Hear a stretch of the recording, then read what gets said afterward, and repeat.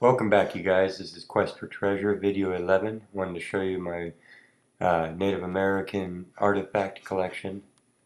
This is started by my parents, and then I worked on it for the last 15 years. We're up to about 200 pieces, all different conditions, some rounded down and destroyed or broken, some in perfect condition, all different materials. You can see the different colored jadeites and shirts, all the different styles. The ones that appear to be grayer are ones that have had water on them and have been rounded down. See, there's different conditions. The shinier black ones where you can still see the tool marks. These are some of the smallest in the collection. Some of them the size of your thumbnail for hunting birds, and then larger deer tips. You can see the different napping techniques that they use in different shapes. There are standardized shapes that I've found.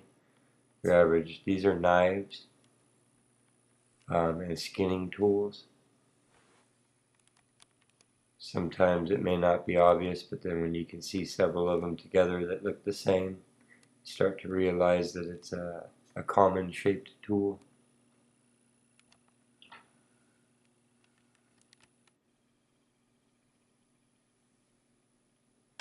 These are larger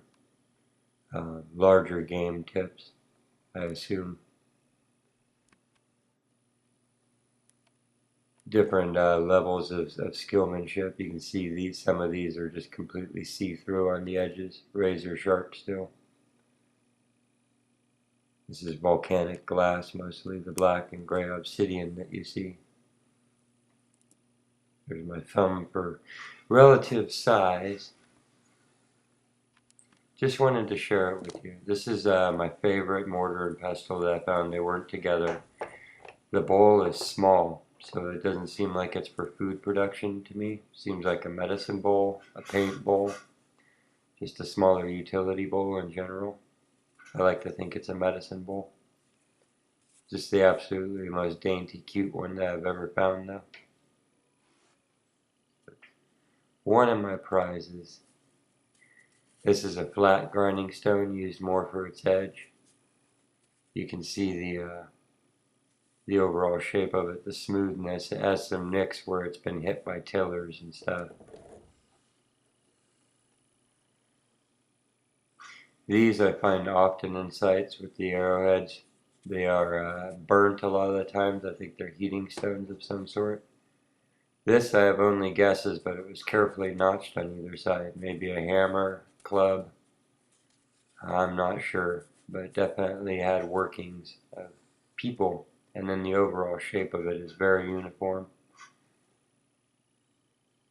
Yeah, nothing else like it. It was an obvious mixed in with the other tools type of find.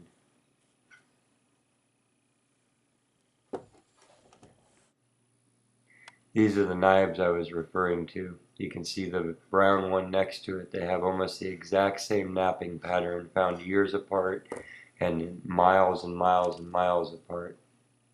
Here's another one for more of a left-handed person, but it's the same pattern. I had no idea until I started finding those specific knives. There it is again, that they made things in such a standardized way. But I call these, they almost look like ears to me. These are beads from the local serpentine stone. My father actually found these. They are some of the earliest collection pieces.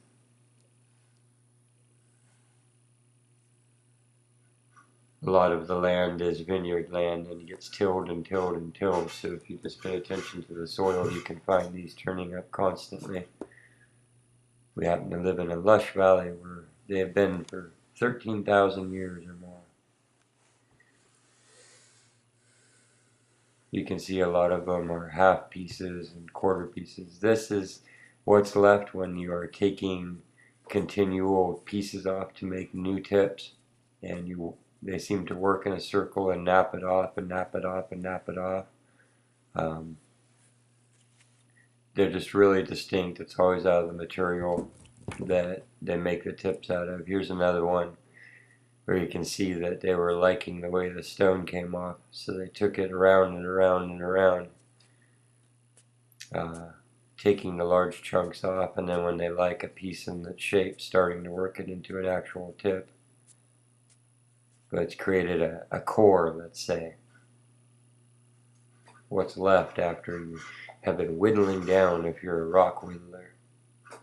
Beautiful crystals inside of it.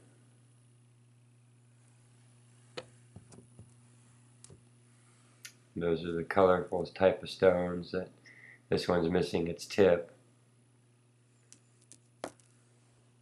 Little pink one, green jadeite, brown. So those are examples of the different types of stones that they would make their tips out of.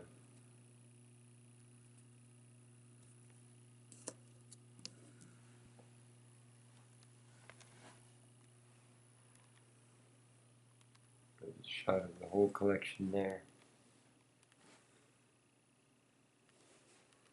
You can go out and walk and walk and walk and walk, and sometimes you're lucky, just like when you're fishing, to find one single piece.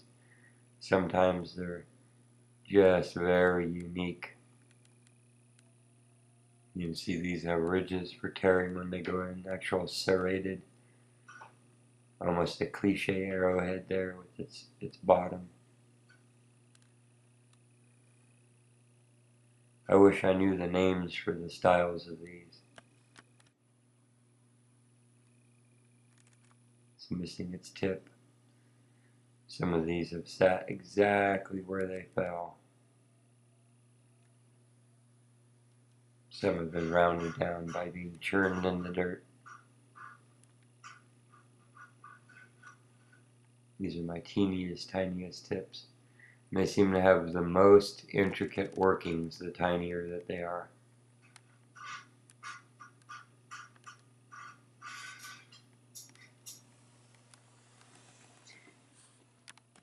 These are some of the larger knives. You can see that's almost pocket knife size. It's not the same shape as the ear ones, but it is a very, very nice tool. They always fit into your hand, left or right. You can just feel it. Remember that they weren't just working with skins and animal stuff. They were doing like we do with a pocket knife, using it for 1,000 different things. This is a large tip. This, I believe, might have been fitted onto a piece of wood like an axe, or maybe it was a piece that was half made.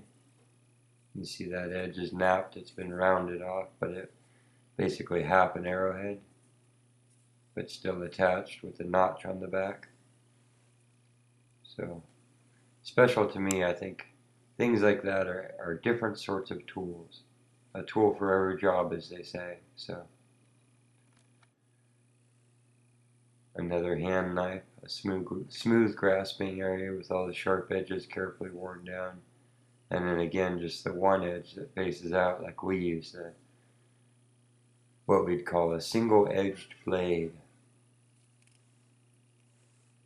And yeah, it can be used for taking skin off, bark off, cutting strands, cutting rope, cutting shoelaces.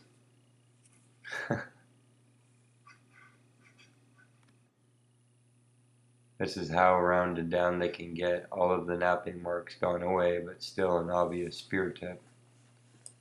You can see what I meant by matching styles. You can start to see how similar they are, even though they're found years apart, miles apart, and could be 1,000 years apart. There's some general school and standardization.